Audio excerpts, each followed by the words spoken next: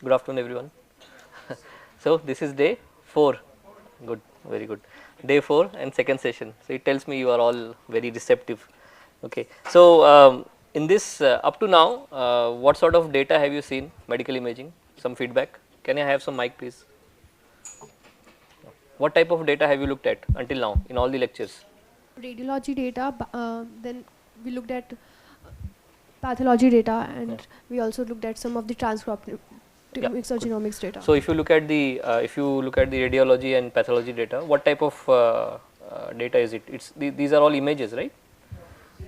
Dimensions.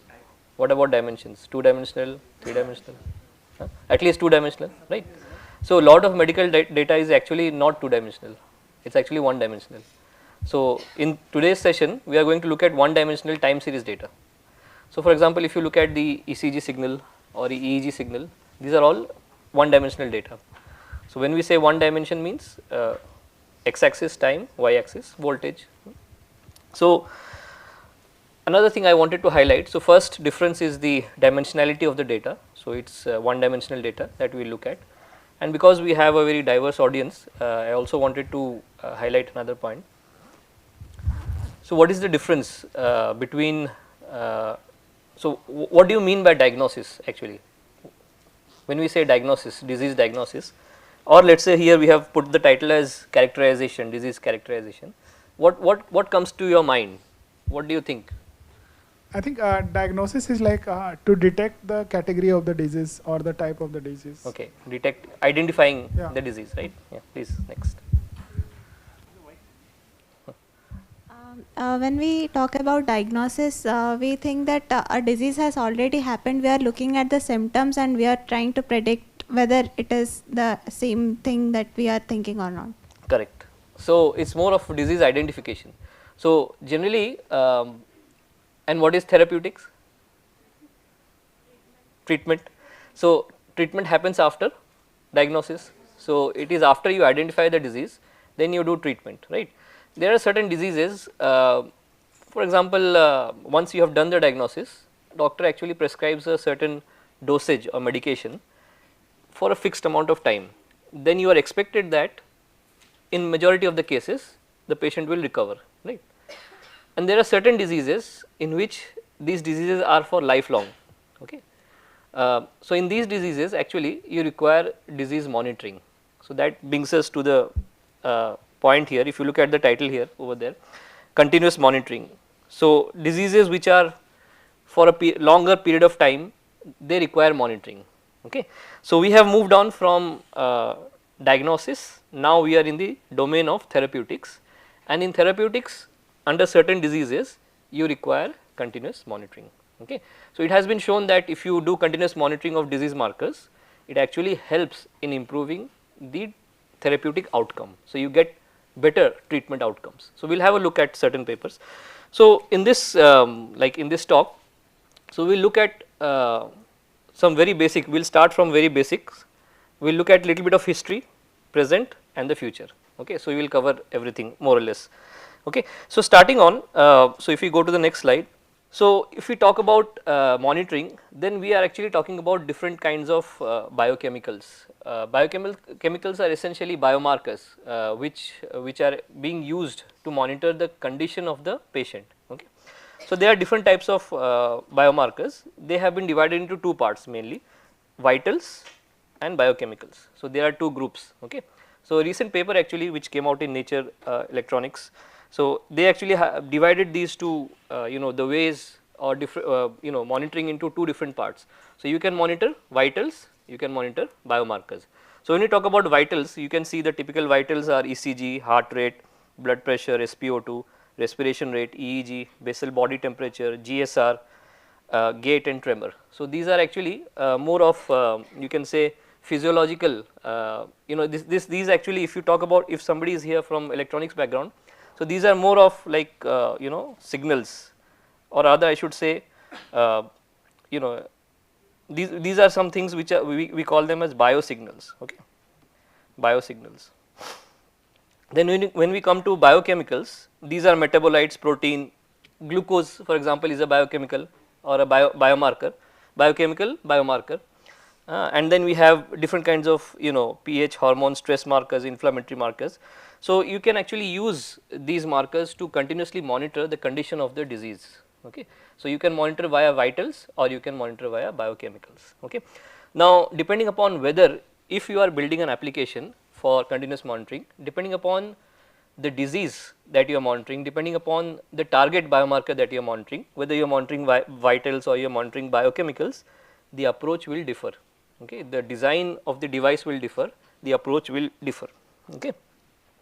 So in order to make so there are different ways. So if you look at the figure on the right hand side, so over here, so if you look at the figure on the right hand side, now there are many different, so we have moved, so these are all, this is all pathology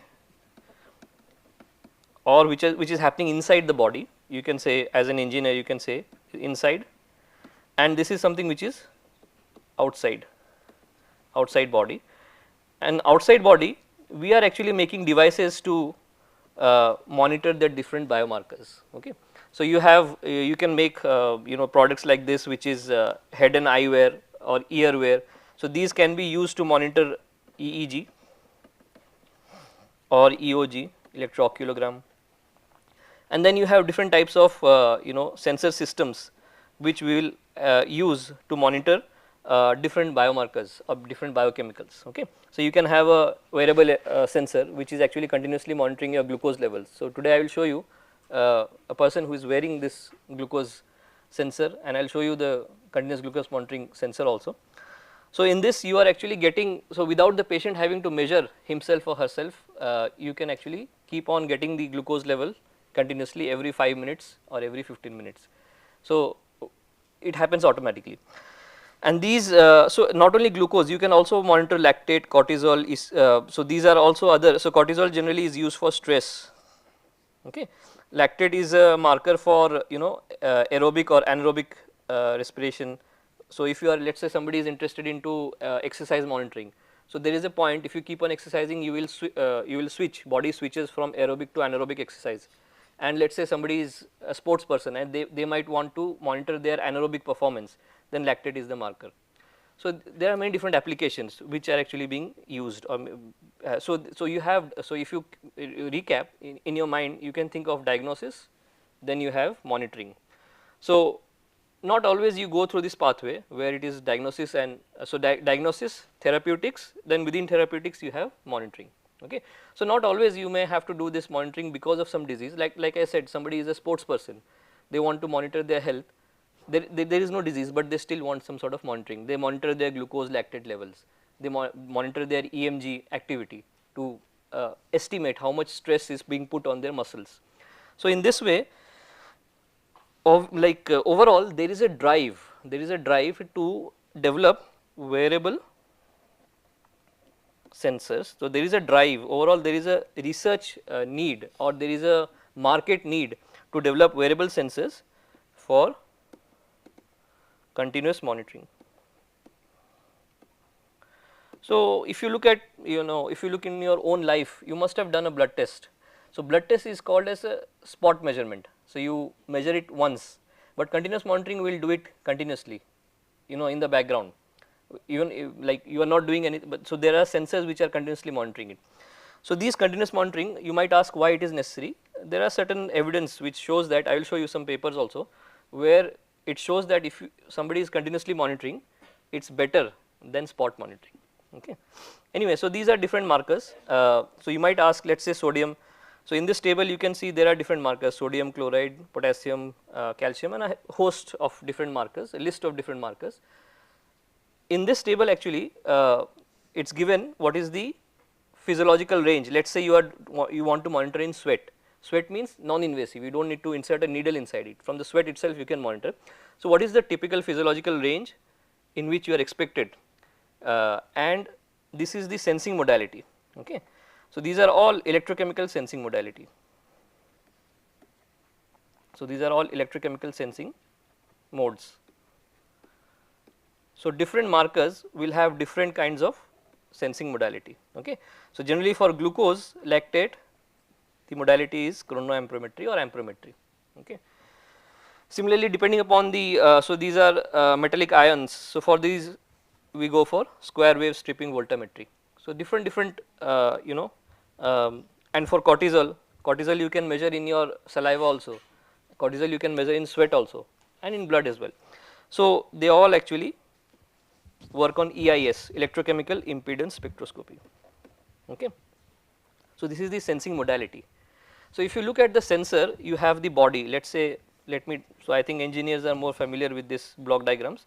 So, let us say we have the body, and these body, so inside the body we are producing all these different markers, okay, and all of these are biochemicals. So, we need a sensor to convert the chemical signal into an electrical signal. Okay. So, a sensor, essentially sensor or a transducer will convert this chemical into an electrical signal, and this electrical signal you can you can take into an electronics board or a PCB, and then you can actually send it to a computational device to produce results out of it. To, let us say, you can actually use this computational part. So, here you can actually introduce AI to do a large number of applications. So, you can use AI to monitor disease. So, you can use it to predict conditions of the disease. Let us say somebody is wearing a sensor and doctor has diagnosed that there is a risk of heart attack. So, the sensor can indicate, or AI can predict, okay, in the next 1 hour or 2 hour heart attack might happen. So, you will take some preemptive action to prevent that. So, and all this, so when we talk about this electrical signal, so this actually is a time series data. Okay. So, it is a one dimensional time series data. Okay. So, there is a reason, a lot of actually when we think about medical or health related AI, lot of AI effort has been devoted towards medical images, because in the olden days images, if you think of X-ray, so always you have an X-ray plate.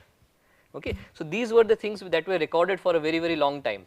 So, naturally people started working on this recorded data for a long time. So, there was no device at that time to record glucose continuously and store it somewhere, whereas images were being recorded for a long time. Let us say WSI, whole slide images, they used to store it in pathology labs. So, they were recorded for a very long time. So, that is why they had a massive amount of data. So, as soon as this AI revolution came in, or the data data science field came into fruition or became more and more popular, people started utilizing these recorded data, okay. And that is why you can see a majority part of the effort in AI is actually diverted towards the imaging aspect. A small part of the effort is actually diverted towards this time series data in sensing and monitoring. Okay, let me ask you a question before we go into this slide. Let me ask you a question. I wanted to understand, like, what is your feeling about this? What do you think is the prevalence of diabetes in India? How much percentage? Prevalence means, if out of 100, how many people will have diabetes? Just your ideas. 40 to 50% above the age of 50 age we in class, no, sir. Okay. So, most of them are getting that diabetes. Okay. So, that is the age factor is also more.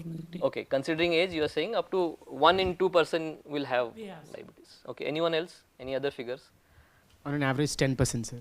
On an average 10%, without like going into age and Age specific. factors. Okay, good. Anything else? So, we will see what the data actually says. So, one thing is, we have some feeling that, okay, diabetes is rising. Why? Because in and around, in my family also, like, if you look around, you see at least one person who is diabetic, right.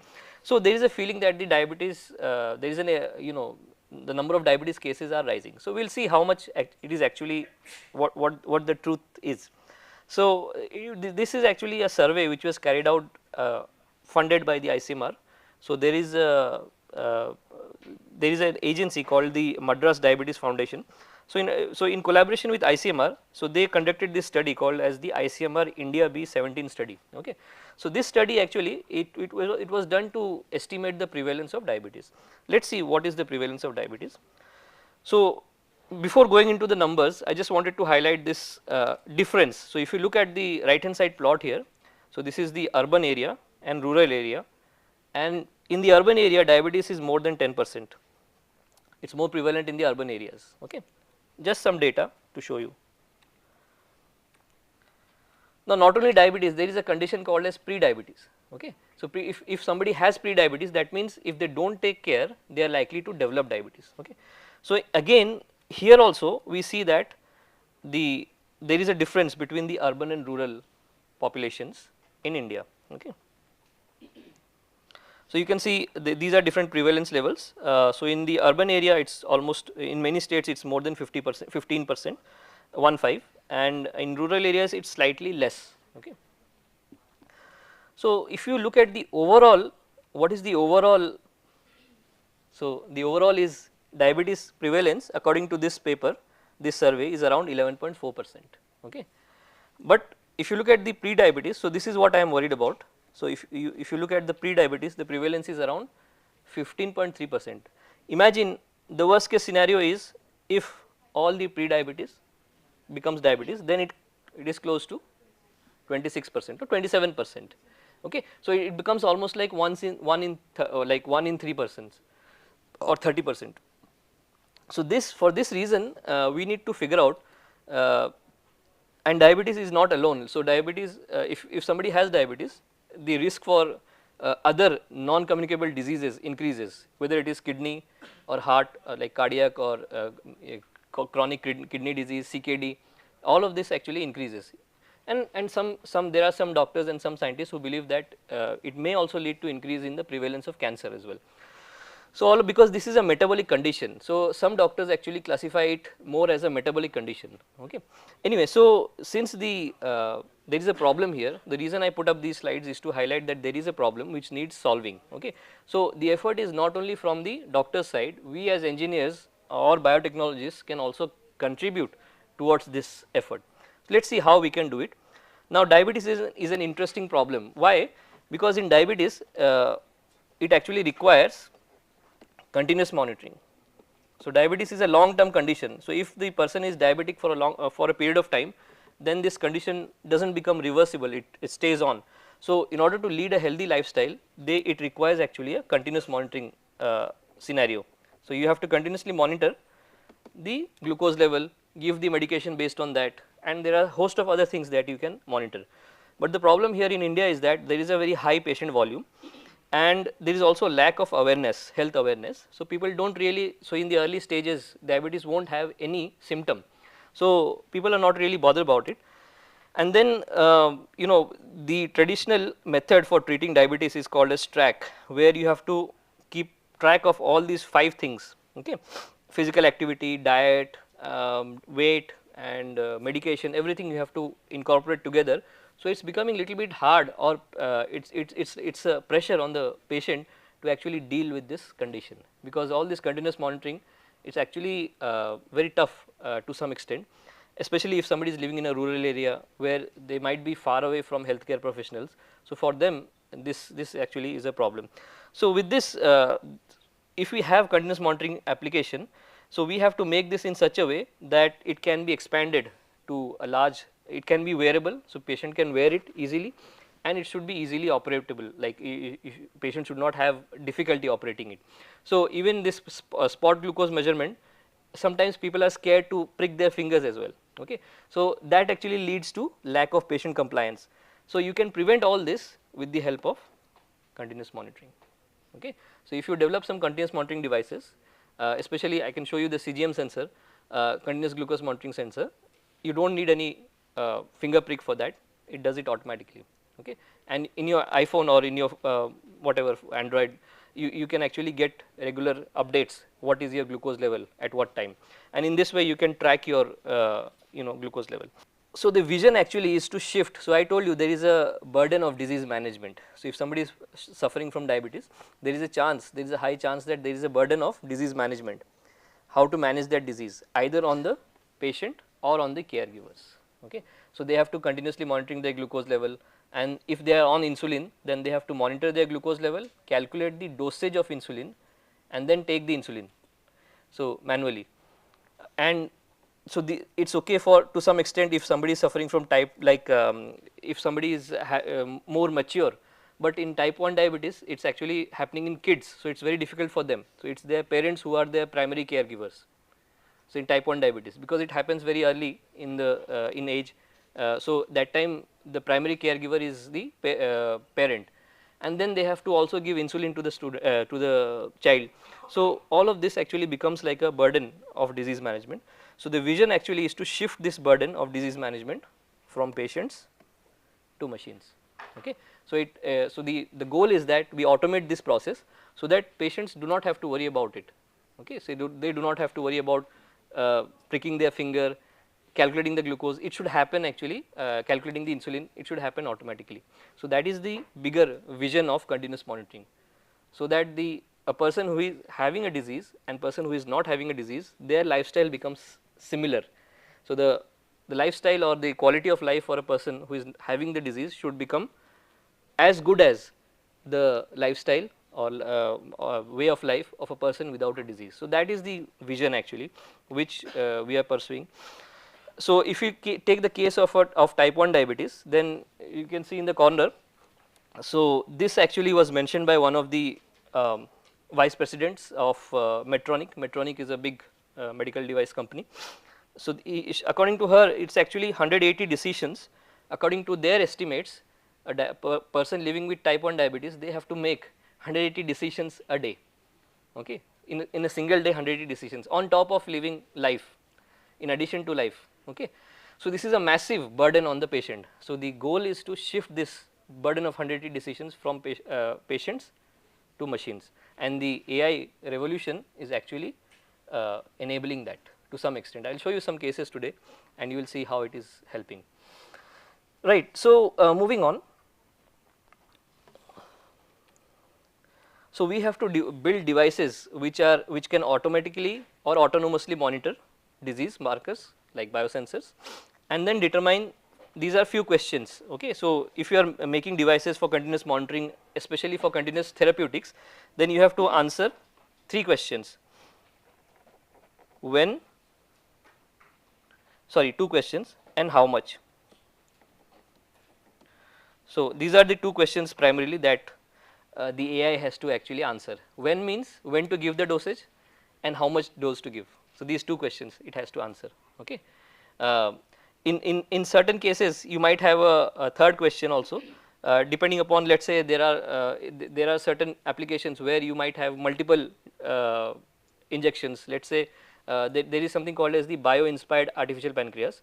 So, in order to monitor our in order to check our glucose level, so in a normal individual there are 2 hormones which are acting. What are those to control the glucose level? Insulin and glucagon. So, generally, so if you have two, if you are building a device and the action of insulin and glucagon are reversed. Okay. So, you can so it might be possible that if you are building an artificial pancreas system, you might go for bi-hormone systems, means 2 hormone systems where you have to inject insulin as well as glucagon. Okay. So, right now most of the artificial pancreas that are available in the market, they are single hormone systems. To reduce the complexity, they are mostly single hormone systems. They mostly deal with insulin. But if there might be some other disease or some other application where there might be multiple. So, in that case another question comes into play, which means which medicine to give. But in majority of the cases, closed loop devices, they answer these 2 questions. Closed loop medical devices, they answer 2 questions, when and how much. Okay. So, I introduce a term now, closed loop. Okay. So, we will see what is this closed loop very shortly. We will see why we call this closed loop, what it means, and in some cases it is actually overused also, but you will see essentially what it means. Now, so you have this marker. So, you have vitals, biochemicals or biomarkers together. Now, the goal is to move from the body. So, these biomarkers are present inside the body. How will the sensor sense it? Okay. So, there are 2 approaches. One is the minimally invasive approach, or we call it as the subdermal approach, where the needle is just, so you have the skin here, is the skin layer here, epidermis, and the needle is just penetrating the epidermis into the dermis. So, the depth is around 1 to 3 millimeters. Okay. So, this needle also I will show you, we have some samples here, microneedles. So, this is one approach, and the other approach is non-invasive. So, this is non-invasive. So, this is minimally invasive. The first approach is minimally invasive,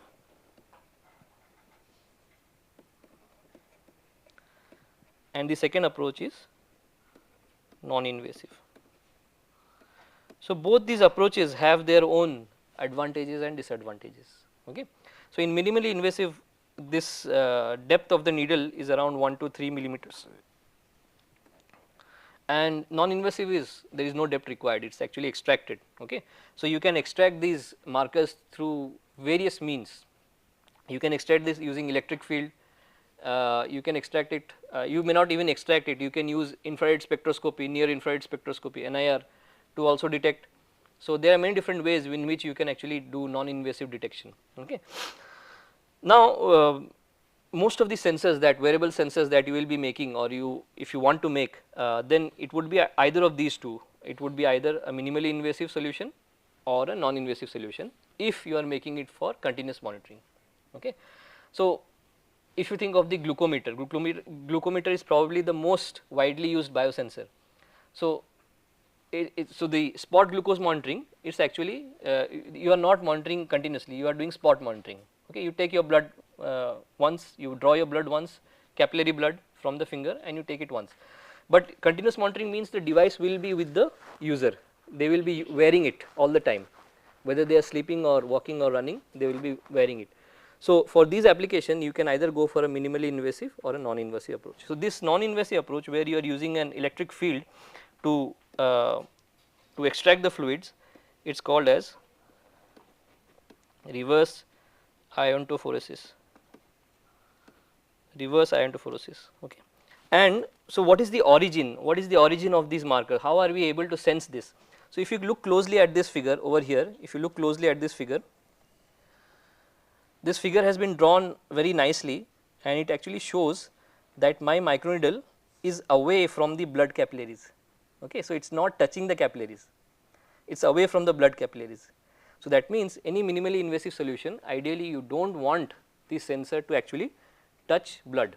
Okay. You do not want it. So, what happens if you touch blood?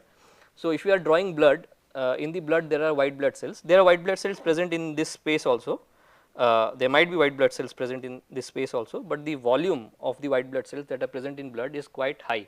Okay. So, as soon as you do any continuous monitoring on the blood, these white blood cells will form, there will be immune reaction, they will form a layer on the sensor surface, and the sensor will degrade very fast, it will stop working because it will cover the sensor surface. So, that is why we go for the minimally invasive approach, where we are actually penetrating the needle, microneedle, just below the skin, and we are monitoring from something called as interstitial fluid, ISF or ISF, interstitial fluid. So, I just wanted to give you a background, although I know this course is about AI, we will come to where we are actually using AI, you will see. So, it is called as the interstitial fluid. Okay. So, if I recap little bit, so we know that there are two things, diagnosis and therapeutics. So, in therapeutics you require continuous monitoring, and within continuous monitoring you require biochemical monitoring, and within biochemical monitoring you require continuous biochemical monitoring, and continuous biochemical monitoring requires biosensors, and biosensors can be of two types, continuous biosensors can be of two types, minimally invasive and non-invasive. So, that is where we are. Now, we will see how AI can be used, or AI can help in improving the performance of these biosensors. Now, there are a few other things to note here. So, the origin of how these markers, let us say glucose, they are traditionally present in what type of body fluid? Glucose must be present in what type of body fluid? Yes, blood. It should be present in blood. How are they present in ISF? How is it present in interstitial fluid? Because interstitial fluid is not, it is surrounding the blood vessels. How is it present there? The answer is here. I will show you a even better figure. So, these are the capillary endothelial cells, or the lining of your capillaries, blood capillaries. There are actually pores that are present on the capillaries. Okay. Now, depending upon the size of the marker, biochemical marker, they leak out of the capillaries. Okay. So, in your blood there are two types, there are two parts, one is the blood cells and the other one is the plasma. So, the plasma actually leaks out of these blood capillaries, and as the plasma leaks out, you have different molecules, let us say glucose. Glucose is a very small molecule, less than 3 kilodalton, so it easily leaks out. Okay. Then you have other middle sized molecules, you can say insulin, cytokines, they also leak out. Now even larger molecules, antibodies, they also leak out. Okay. So all of these actually you have a treasure trove, like one of my collaborators from the UK, he likes to say that we have a treasure of markers in the ISF. Okay. You do not need to go to the blood level, you can even monitor them at the ISF level, interstitial fluid level. So there are certain, so this what is important to note here is the size. So this size is very important because this is where your AI will come into play, okay, size of the markers. So now we know how markers which are present in blood end up in the ISF, and if they are in ISF we can monitor them using microneedle or using non-invasive methods. Just one more thing I wanted to explain. If we go to this non-invasive method here, this is one of the non-invasive methods that we call as reverse iontophoresis. So here actually when we apply an electric field, let us say we have an anode and cathode. So the electric field which is present between these two will naturally drives the ion, okay. All the positive ion will migrate towards the cathode, all the negative ions will migrate towards the anode. Now they just do not sit on the surface, they actually come out of the skin, okay, out of the pores of the skin. So people have shown that if you apply this electric field, the ions will come out of the pores of the skin.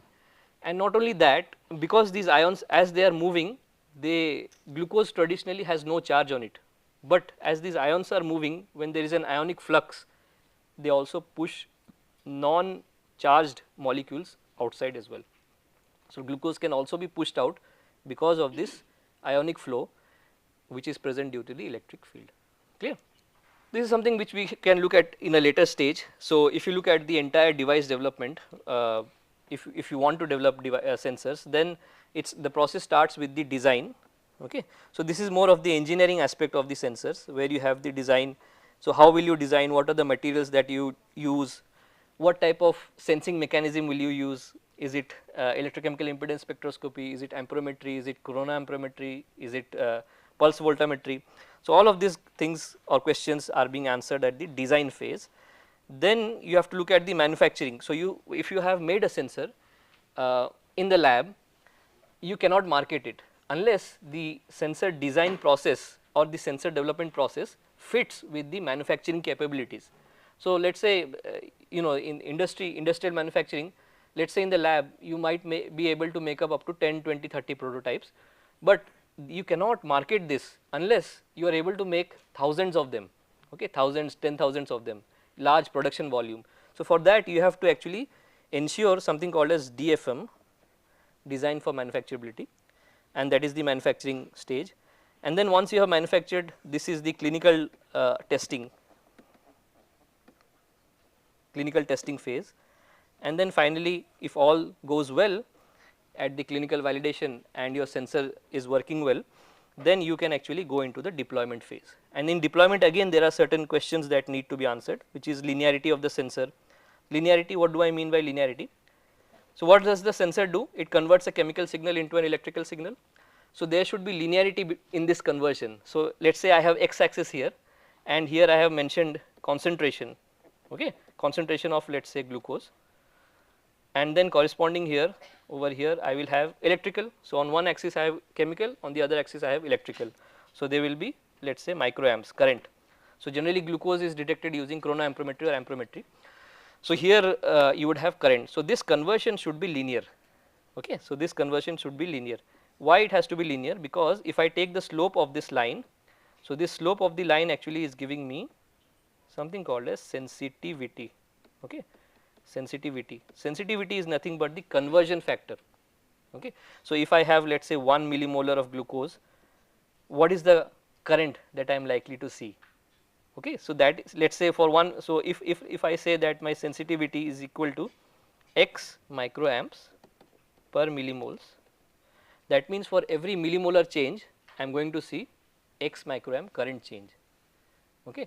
Or so in that way if I am seeing let us say a certain, I can convert this, then I can convert. So whatever current that I am getting out of my device, I can convert it back into millimoles, okay, because I am interested in the, so I as an engineer I might be interested in the microamps quantity, but as a doctor they have no relation with microamps, they want to know about the milliamps, what is the glucose concentration. So, this is the conversion factor, and this conversion factor you get from the linearity. So, if it is linear, will the conversion factor be constant or different? It would be constant. So, if it is non-linear, then it becomes a challenge because it will change for different value. So, ideally you want to have a large linear range. Okay. So, these are some basics related to sensors. So, if you understand these basics, then we can go on to see how AI can be applied. So, this is where we first start to see the application of AI in sensing. So, if this actually this slide is quite nice, it has been taken from a recent paper in ACS Nano. It says technology roadmap for flexible sensors. It is also applicable to non-flexible sensor as well. So, basically this is, you can say this is the technological. So, why would we make flexible sensors? It is mainly to make it wearable, okay, wearable sensors. So, this is the technology roadmap of a wearable sensor. So, in the olden days there were some sensors that have been developed here to detect earthquake and all these things. Now, as we are moving on into the new century, we want sensors 4.0 or 4.0. And what is this sensors 4.0? Sensors 4.0 is chemistry plus AI, chemistry, electronics plus AI, all of this integrated in a single device. Okay. So, this is where we are actually starting to see the application of AI. So, if you are developing sensors, wearable sensors, there are certain challenges that can be solved very nicely using AI. That is why we have sensors 4.0. So, in sensors 4.0 we want the sensing signal with electronics with AI on top. So, AI is going to look at the sensor data, process the sensor data, make some predictions about the disease and all these things. So, this sensors 4.0 is actually something we call as intelligent biosensors. Okay. Now, what is the technology stack of an intelligent biosensor? This is what it looks like. So, there are 4 stacks in which technology can be developed or implemented. So, the first the sensors are made for the human body. So, in the human body the first stack is actually the sensor itself.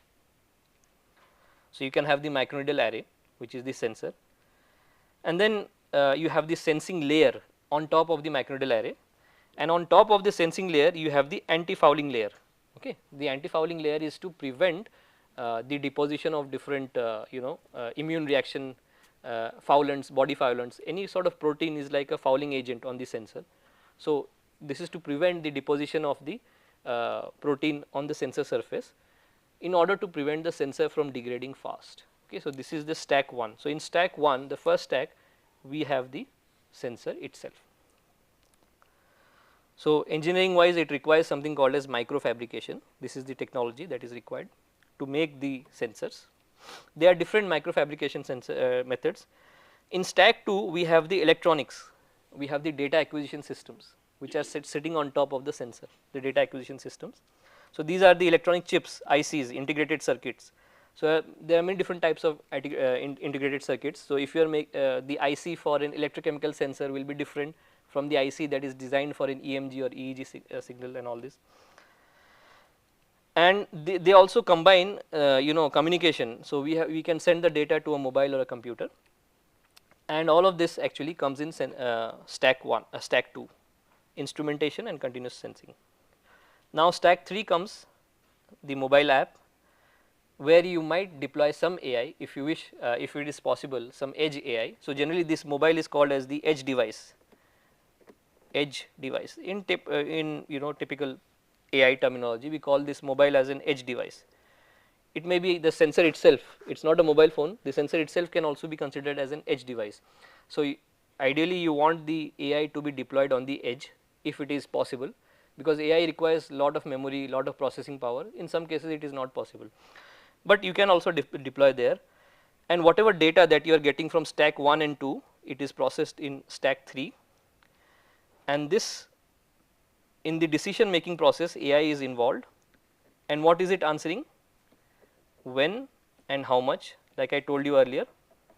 These are the two questions: when to inject, let us say insulin, and how much insulin to inject, and this is actually driving an actuator. This information is given to an actuator. This actuator can be an insulin pump, and this is where you start to see the closed loop system. And this actually, the actuator insulin is going into the body again, and it is affecting the glucose level again. So, this is where you have the closed loop system. Okay. So, sensing, then based on the sensing you are making some decisions, and based on the decisions you are giving the drug, and drug is again controlling the biomarker level. So, this is called as the closed loop medical device. So, this is called as the closed loop medical device. So, this whole process, this is where the loop is closed,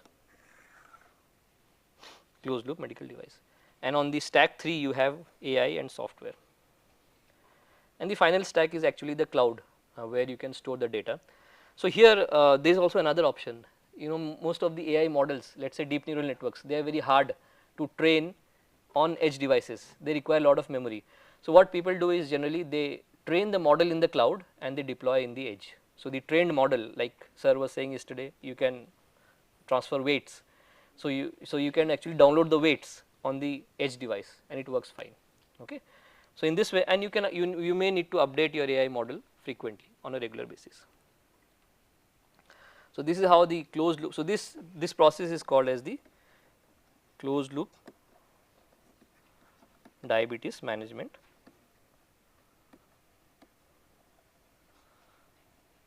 Or it is also known as, so in non-technical terminology it is also known as artificial pancreas. So, you have the CGM sensing, this is actually leading to the control algorithm. Control algorithm decides how much insulin to be given, and that actually controls the glucose level, and in this way the cycle goes on and on and on. So, in this way you can make the life of a patient easy. So, this is the sensor and this is the insulin pump. Okay. And this sensor is nowadays whatever is available in the market, it is actually minimally invasive. It is not non-invasive yet. People have tried using non-invasive devices, but the error is not within the acceptable range. Okay. So, they have not been translated well, and there are certain other disadvantages. So, non-invasive sensing has not come into play yet, at least for glucose sensing. So, this is how the device looks like in real life. So, this is a person wearing an insulin pump. There is an infusion set which goes into the body for pumping the insulin, and then you have, so this is a insulin pump as well. This is the glucose sensor. This is this wearable glucose sensor. This type of glucose sensor we have in the lab also, I can show you, and it senses from the interstitial fluid, as I said. So, this is how the closed loop system works. There are certain challenges to it that you can solve using AI, but we will come to that later on. But overall, this is how you have the insulin pump, the sensor, and they act in a closed loop fashion. Okay. So, this is more of a control engineering problem. So, and this is the so you might ask, what is wrong with the current, if I measure in blood and I try to take insulin, what is wrong with it? Nothing is wrong with it. The only thing is that first of all, it is a burden on the patient to do continuous monitoring. The second problem is, or the second advantage, you can see if you look at this paper, this is a recent, this is from 2019, you can see that people who are using closed loop, the percentage of time for which glucose is within the normal range is higher than the control group. Yeah, please. Sir, I mean, what kind of errors these devices can produce? Like, I'll come to that. Okay. Definitely, I'll just discuss it shortly. Sure. Thank you. And if you look at this percentage of time again, so this is the normal range of physiological range. So you see that people with the closed loop, they actually perform quite well, or they are consistently higher, they are performing better than those on the control. So there is also, so this is a 6-month randomized control trial. You also have a 12-month data. So in this 12-month also, it was observed. The figures were a bit large, so that is why I did not put it here. So, if you look at this, it actually shows they actually have people who are actually using this aid. Aid means automated insulin delivery, automated insulin delivery. So, aid. So, people who are on aid, aid is another terminology for artificial pancreas. So, different people like to use different terminology, people call it aid, artificial pancreas, closed loop device and all these things. So, they show even much better performance than the people without them. Okay. So what is the normal time period between the for the machine, between the input, the response from the actuator, Yeah. and getting the actual output from the body after the response has been recorded? Okay. So, And just to make sure that I clearly understand your question. So, you mean that what is, let us say somebody is monitoring glucose, Yeah. what is the time difference between change in glucose level inside the body, Yeah. machine senses it Huh. and tells the actuator to pump the glucose insulin. Yes, And- and then the final output, like the actuator has already pumped the glucose inside the body, and we have for the time it takes to change the concentration inside the body and it to be, recorded again. Yes, very good question. I will come to that. Just 1 minute. Yes, have you all Some inference observed? time, I think, Uh-huh. like she is asking. Inference time. Inference time. Yeah. Yeah. So, these are good questions. I will come to that one by one.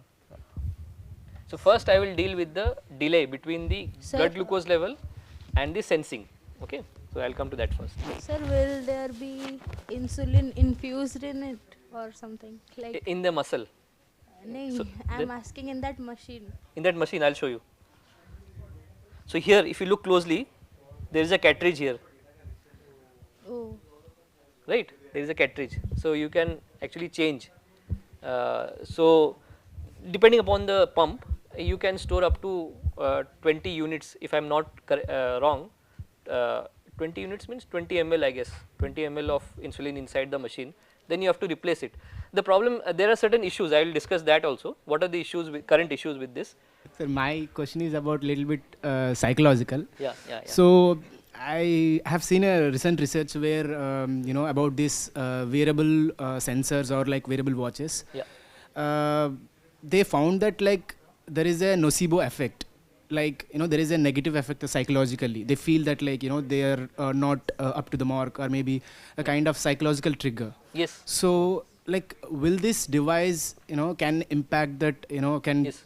create certain kind of psychological problems? Yes, it differs from person to person. Yes. Okay. So, that is why the effort is to integrate these sensors into daily wearable things like watch or a ring.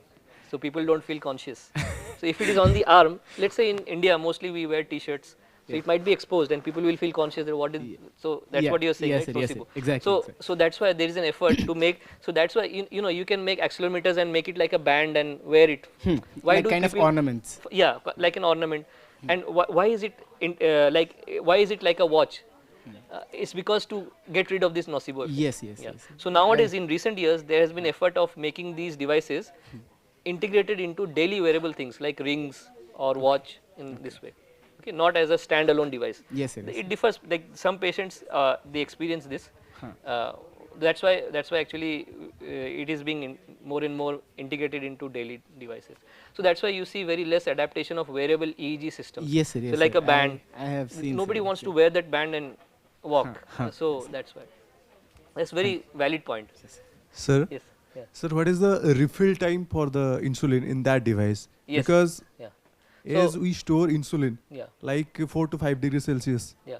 and what is the repetition time to refill, or how it will maintain the? Yeah, so ideal refill time, it varies on the dosage that the patient is taking.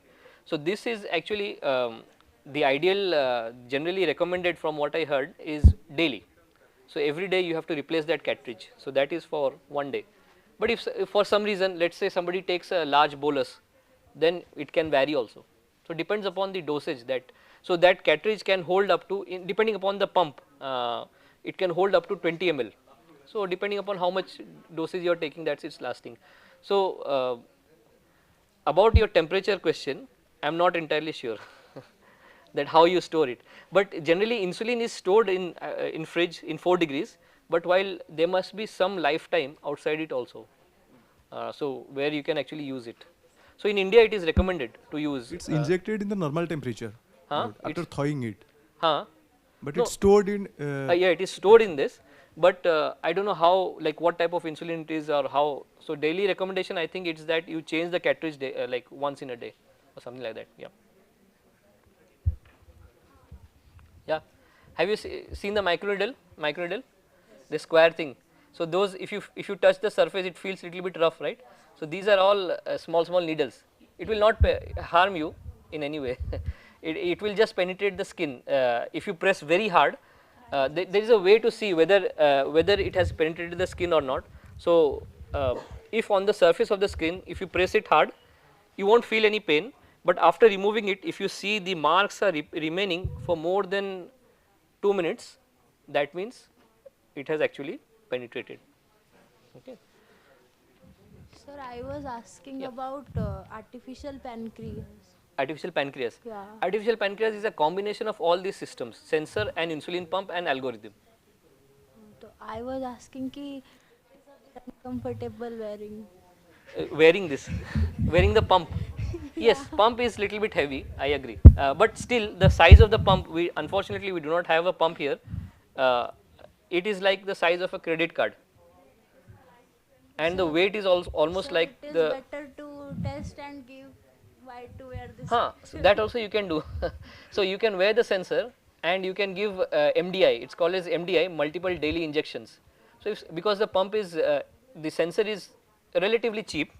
The sensor is relatively cheap. Cheap means each sensor, this sensor that we are showing you, it costs 5,000 rupees, and you can use it for 14 days. Okay. So this, now the pump is in lakhs.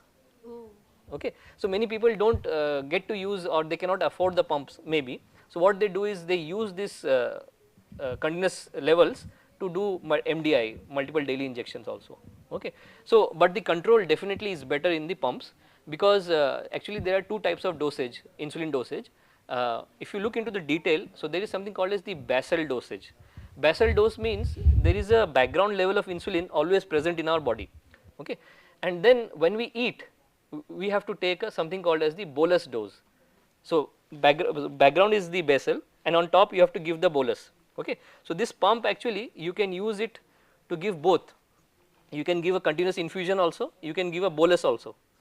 Okay. So but when you are taking only in injections, then you are actually doing bolus. Okay. Now in India, doctors might be able to answer this in a much better manner. There is an insulin, because it's tough to give multiple daily injections in India if patient is not aware, or if somebody is living far away, purchasing insulin is difficult or whatever. In India, doctors might be able to comment on this better. There is something called as mixed start. Mixed start, it's the insulin that is given. So mixed start is a combination of basal and bolus both. Okay.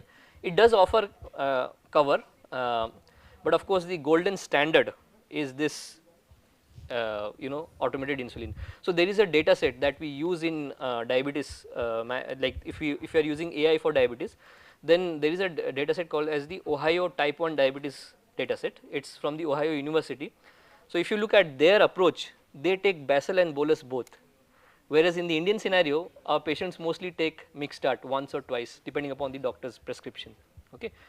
So so this Ohio type 1 diabetes contains database of type 1 diabetes patient, and the control is very good on this basal and bolus control. And maybe maybe sometime tomorrow we can show as a practical, maybe. Sir. We can open the Ohio type 1 diabetes. Yeah. Sir, my question is after like insulin pump, like we are saying the insulin pump. So after insulin is getting the output is given, insulin is getting rejected from the pump, and then it is going through interstitial. It's going into that absorption route. I am also not sure, but generally it is given intramuscular. Okay. So generally people, if we are doing this insulin pump pen, if you are taking the insulin pen, then you give it in the thigh, or even in the lower abdomen also. Yeah. So here also you are giving in the lower abdomen. Okay. Most likely it is intramuscular. I don't know exactly where the absorption happens, but it happens in it happens through diffusion. Yeah. Then, Yeah. Thank you, sir. It's not going into the interstitial fluid. Muscle, yeah, muscle or blood, whatever. from there it might go into the blood. Now the people have tried this microneedle approach. It would be good to have a insulin patch instead of insulin injection, but for some reason it has not been adopted clinically. Maybe the insulin absorption through the interstitial fluid is not that good, so it has not. So you can have, like, people have used vaccines. People have tried to see if you can use a microneedle patch for drug delivery using for vaccines. It depends upon how the body reacts, how the body is able to absorb. Let's say the percentage absorption in intramuscular it's very good, but percentage absorption through the interstitial fluid will be less. So that's why it's still not yet there in clinical practice. Sir, Yeah.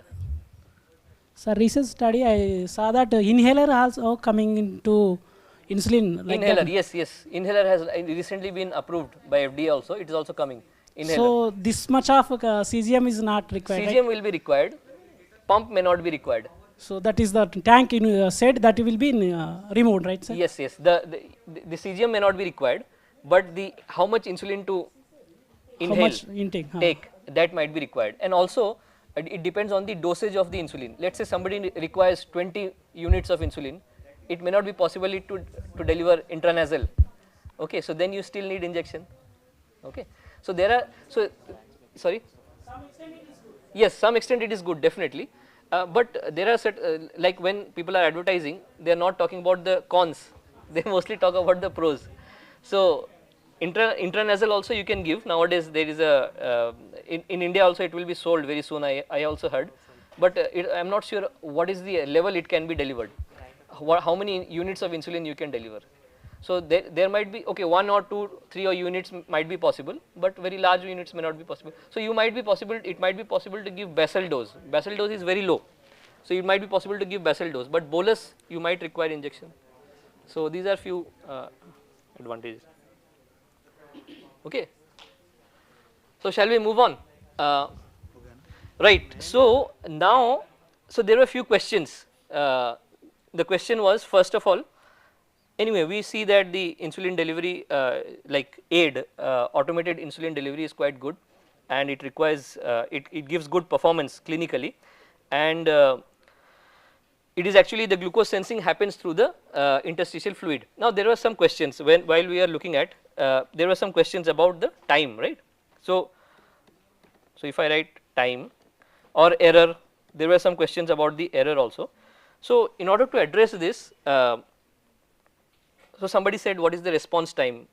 So there are actually multiple, the error or the delay happens at multiple stages. In order to reduce this error, AI is needed. So the first time delay that happens is at the sensor level. Okay, at the sensor level there is some delay that happens, and then we will see where other places things can go wrong. So that we are engineers, we try to solve problems wherever it happens. We try to guess, or we try to preempt errors where it can happen and then do it.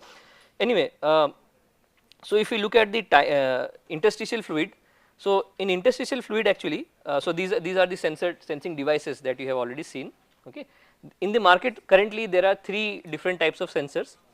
One is the Medtronic one, then there is Dexcom, then there is Abbott Freestyle Libre. The one which you saw is the Abbott Freestyle Libre. Okay. There are other sensors also, their performances vary, applications vary. It may not be Guardian anymore, there are much higher versions of sensors. So the Abbott Freestyle Libre sensor, it's called the Freestyle because you don't need to calibrate it. Once sensor actually requires frequent calibration. Frequent calibration means conversion factor will change with time. So that is the first error that can happen, that the conversion factor when you implant the sensor might be different as the day progresses. Conversion factor means, let's say for 1 micromolar of glucose or 1 millimolar of glucose, x microamps might be generated, but as the sensor is covered with bodily fluids, as the sensor is covered with let's say white blood cells or biofouling agents, this sensitivity changes. It is natural, whatever anti-biofoulant you use, whatever anti-fouling agent you use, you cannot prevent it 100%. There is always some sort of a degradation. So this is where the first error happens. The conversion factor changes over time.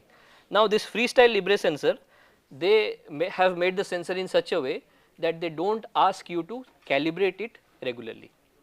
Otherwise the first generation of glucose sensors, continuous glucose monitoring sensors, they asked the user to calibrate it twice. So, calibrate means whatever sensor we are measuring, you have to do a blood glucose measurement and you have to figure out what is the difference and you have to match it. This is the problem with the first continuous generation of CGM. But as the sensor progressed like this Abbott Freestyle Libre, and now Medtronic has also come up with a sensor which does not require calibration. So they are marketing that okay, you 14 days you wear it, no calibration required. So there are various reasons for it. FDA guideline is the FDA actually has suggested, if I remember correctly, it has to have a difference of maximum tolerable error is 10% or something. Don't quote me on that. From my memory, I am saying 10%. So up to 14 days, they are ensuring that it is not going beyond 10%. So that is why they are saying you can use up to 10%, 14 days. Yes. So, so in that respect, the sensors which were asking you to calibrate was better. Okay. So up till now, in my experience, talking to colleagues, this one is the best. So and the grid array device, that was the non-invasive one that we talked about. Yeah, non-invasive. Yeah. So how does that how that device works actually? So the non-invasive one, that is there are many different non-invasive devices. The one which is which was very close to commercialization, it's actually called as the Gluco Watch. So that is based on the reverse iontophoresis system. So if I go back in slide.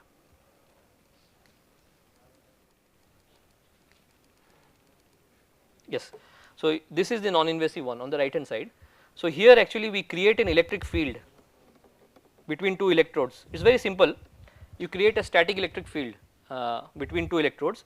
Now when you have this electric field, you have a flux of ions. All the positive ions will go to the negative plate and the negative ions will go to the positive plate. This is electric induction. So here when there is a flux of ions, when the flux happens, this flux or flow of ions causes non-charged molecules like glucose to also move, to come out of the pores. So it's like they are forcing, okay. But how well they are forcing, it's actually there is a question mark. So that is why the non-invasive devices have not had acceptable accuracy for clinical use. So they might follow the trend that okay, if glucose is going down, non-invasive devices will also sense glow down. If it is up, then it might go up. But the exact level you cannot use it for clinical decision making. So clinical decision making requires very low, like a certain amount of tolerable error. So they are not within the range of the tolerable error. And then how frequently those flux are actually induced? So this flux actually, since we also worked in reverse iontophoresis for some time. So what we do is you turn on the electric field for let's say 5 minutes, then you start your sensing. So whenever you want to make a reading or whenever you want to take a reading, you have to create a flux for 5 minutes let's say, and then switch off the electric field and take the reading. But so I'm still trying to map it to the grid device that we just saw. So Yeah. is it the same device? No, different. It's different. The grid one? Not this one. Oh, okay, so what is this device then? Which one? So this microneedle is this one, minimally invasive. Oh, this is still minimally invasive thing. Minimally invasive. So again, this one does this have data storage capability or? Right now there is no electronics mounted on it, but you can show the other one. You can also, you have shown. Other one I have seen. So Yeah. again, so it has to be used along with the data reading or the electronic device that you Yes, talked about. you have to mount electronics on top of it. So Then the it- white device, white circular one that you have seen, if you open the cover, there is electronics inside it. You can see it also transparent. Yeah. Got it. So, so the first error that happens is here. So you can see. So here actually, as the so this is the first error that happens here. The error is due to the change in conversion factor. The other error is due to delay. Okay. So what is the delay here? Okay, few more details about glucose sensors. Those of you, I put these slides because I realized many of you are from biotech background. So you may want to know these things. So these are all first, second, third generation sensors. These are called as the enzymatic sensor. Okay, enzymatic or glucose oxidase sensor. The market ones are also enzymatic sensors. All the market sensors. Why they are actually using enzymatic sensor? Because enzymatic sensors are highly selective towards glucose. Okay, you won't get any or you will get very less interference from other enzyme or other analytes. Anyway, so this is the first place where error happens.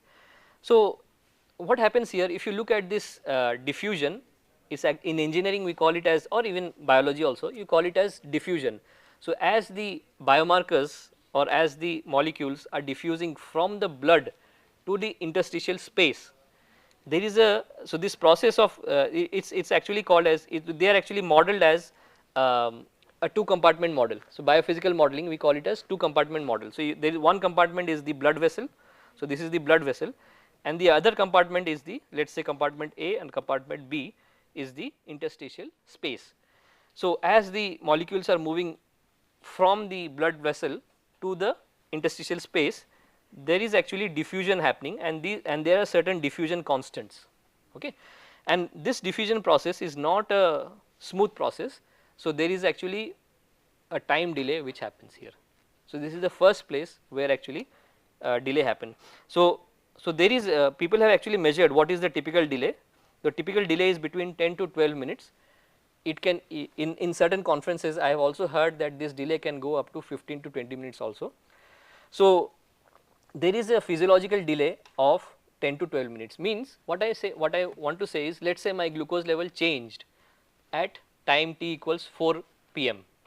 Now this change I will observe in the sensor at 4:10 or 4:12, okay.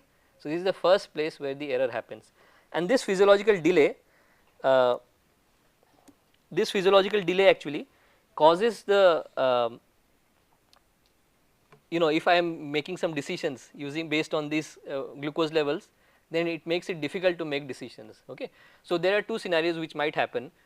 One scenario is that there might be a delay in the insulin injection, okay, and then that delay will cause hyperglycemia, or I might, if let us say the glucose level is going down, then I might incorrectly measure a high glucose level because the reduce is yet to be discovered because of the delay. Then there might be hypoglycemia also. If I give too much insulin, then it will be hypoglycemia. So this delay is very crucial to fix, and this is where actually AI comes into play. So this is the engineering approach to artificial pancreas. So in this engineering approach, this looks like a control systems diagram. So control systems diagram, you have, control systems are used in plants. So you have an objective, and what is our objective? Our objective is to maintain glucose level between, let us say, 70 milligrams to 120 milligrams per deciliter. So that is our objective, and in order to maintain this objective, we have a controller. Controller is the algorithm, it is the AI model, okay. And then we have the insulin pump which is controlling, and then we have the body. So this is the body. So this entire thing is the body. So within the body, if you look closely, one box is there which is called this actually tells us the response of the body to insulin, okay, insulin response. So if I am injecting insulin, how fast insulin is acting on the body or on the glucose level. Then we have the glucose response. Glucose response means if let us say I have taken the meal, how fast the meal leads to change in glucose level. So these are 2 different blocks that I need to consider. And then in the feedback path, this is the feedback. Whenever there is a connection between the output to the input, we call it as a feedback. So in the feedback, we have the glucose sensor, okay. So let us say, so where is this physiological delay happening? The physiological delay is happening here, Ym. In Ym,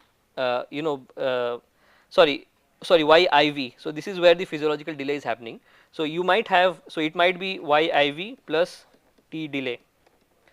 Okay, so there might be some delay before you can sense the glucose level, because glucose sensor is minimally invasive. There might be physiological delay, and this delay actually, if I have a delay here, it will delay all the entire loop. Okay, so if I design a PID control loop, so in the olden days, 10 years back, all the insulin pumps, they operated on PID control loops, proportional, integral and derivative control loops, PID control. So over there, it's very hard to tune the PID loop. If you have a delay, if you have an uncontrollable delay in your system, if you know that the delay is fixed, then it's okay, but this delay might change. Let's say somebody is wearing the sensor for 14 days, so the delay might be same for few days in the beginning, then it might become more, and 10 to 12, and then the entire PID control actually is very difficult, it goes out of the window. So people have actually tried different approaches. The earliest approach is PID control. Then people have also tried to incorporate this delay using the beta cell bio-inspired modeling. So in our insulin we have beta cells in the islets of Langerhans which secrete insulin. So people have tried to make a biophysical model, mathematical model of the beta cells, and in recent years, of course, we want to use deep learning approaches. Okay. So people have shown that deep learning approaches, deep learning models are very vast models with large number of parameters, and they can incorporate many different variations. So here, if you are using the PID loop, you are considering only one variation, which is due to meal. So glucose level can happen, change in glucose level can happen due to meal, it can happen due to physical activity. Let us say somebody is doing aerobic, anaerobic, different types of physical activity will affect the glucose level differently. Stress can also affect to certain extent, sleep cycle, circadian rhythm can also. So there are many different factors which are affecting your glucose level, and all these factors to some extent can be covered or tackled using the deep learning approaches. Sir, sir, what about the obese people? Because the fat is more stored there. So I agree. So perfectly. So that's why sensor is being implanted here. So So they have carried. So previously the recommendation, if you see in the old like previous diagrams, the sensor is generally in the abdomen. lower abdomen. But as things evolved, nowadays they are recommending you wear it here on the biceps. Okay, there is the triceps. The fat cells are less there. Yes. Yeah. Okay, thank you, sir.